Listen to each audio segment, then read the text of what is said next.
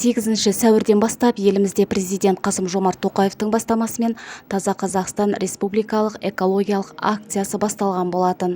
Акцияның басты мақсаты қоршаған орта мен тұрғындар үшін қолайлы жағдайларды қамтамасыз ету, азаматтық жауапкершілікті арттыру, экологиялық сана мен экологиялық мәдениетті қалыптастыру және нығайту болып табылады. Осыған байланысты Қаратау мемлекеттік табиғи қорығы қызметкерлерінің ұйымдастыруымен атаңнан мал қалғанша талқылсын атты шарасы өтті. Таза Қазақстан республикалық экология акциясы еліміздің барлық аймақтарында жалғасын тауып, қазіргі таңда жалпы халықтық эко-челленджге айналып отыр. Атадан мал қалғанша талғасын деген нақыл сөзді іске айналдыру мақсатында бүгін Қаратау қорығының қызметкерлері Сұлтанбек Қожанов атындағы номер 9 жалпы білім беретін мектебінде 150 шақырым ыдыстарға бозарша және кәдімгі қарағай ағаш тұқымдарын отырғызу шарасын өткізудеміз. Балаларды табиғатты қорғау шараларын тартудың басты тәсілі бұл ағаш отырғызу. Барша қазақстандықтарды Таза Қазақстан жалпыұлттық экология акциясын қолдауға шақырамыз. Таза Қазақстанды бірге жасайық. Таза Қазақстан жалпыұлттық экологиялық акциясы аясында Қаратау мемлекеттік табиғи қорығы қызметкерлері мен Кентау қаласына қарасты Байылдыр ауылы Сұлтанбек Қожанов атындағы номері 9 жалпы білім беретін мектеп оқушыларымен бірге 150 дана шағын ыдысқа бозарша және кәдімгі қарағай тұқымдарын отырғызу іс-шарасы өткізілді. Онда мамандар оқушыларға бозарша және кәдімгі қарағай тұқымдарын отырғызу, күтім жасау жолдарымен таныстырып көрсетті. Ағаш отырғызу бұл жерде із қалдырудың тамаша мүмкіндігі дейді мектеп директоры Ұлбала Мұсаханова. Президентіміз Қасым-Жомарт Кемелұлы Тоқаев өткен жылдан бастап Таза Қазақстан экологиялық акциясын жариялаған болатын. Сол акцияның жалғасы биыл 25 жыл өз жалғасын табуда. Біздің мектеп осы өзімізден іргелес жатқан Қаратау мемлекеттік табиғи қорығымен меморандумға отырғанбыз. Бүгінгі осы іс-шара мынау еліміздегі жалпы оқушылардың, адамдардың, мектеп ұжымының экологиялық мәдениетін қалыптастыруға, жалпы өзіміздің бүгінгі негізгі басты мақсатымыз бозарша мен кәдімгі қарағай ағаштарын тұқымынан өсіру.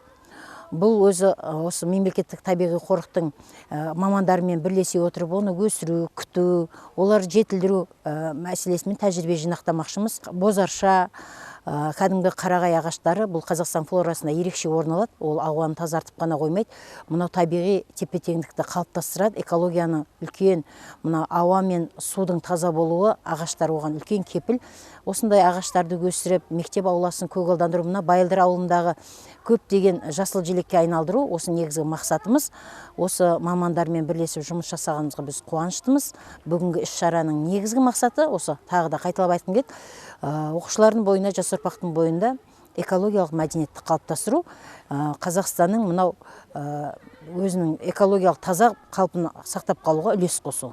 Бүгін міне табиғатты аялау, қоршаған ортаны қорғауға бағытталған ауқымды акция өтуде. Бұл шараның бүгінгі ұрпаққа берері мол. Себебі өскелең жастардың бойында патриоттық рухты оятып, еліне, қоршаған ортаға деген сүйіспеншілігін арттырады. Оқушылар жапа-тармағай жасалу жолын көріп, іске кірісіп кетті. Салдыңдар ма? Иә. Мына жерге солдармен былайынан лунка жасаңдар да, ойын жасаңдар.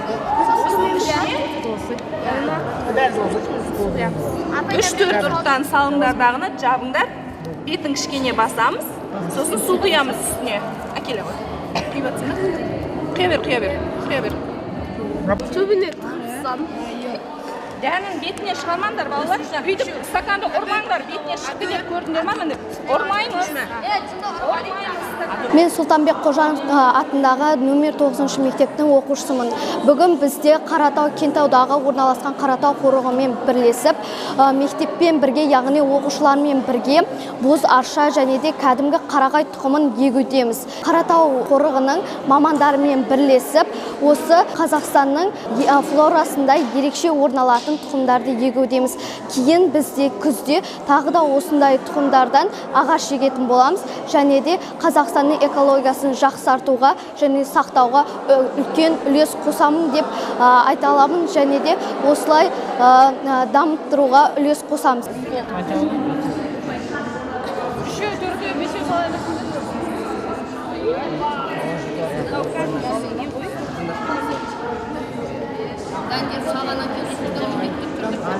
Біз бүгін Қаратау мемлекеттік табиғи қорығының қызметкерлерімен бірлесе отырып, мына дәнді ектік. Бұл біз бірінші бұл дәнді 2-3 сантиметрге ойық жасап алдық. Және сол ойыққа дәнді отырғызып, бетін жауып су құйдық. Біз Құдай қаласа 2 айдан кейін бұл дәнді сыртқа алып шығып егеміз. Енді бұл өсімдіктерді көктем мезгілі келісімен жерге отырғызатын болады. Ағаш отырғызу бұл сөзбен емес, іс жүзінде отанға деген сүйіспеншілікті білдіретін асыл істердің бірі. Маржан Бекжігітқызы, Берхан Бейсеитов, Тұран, Түркістан.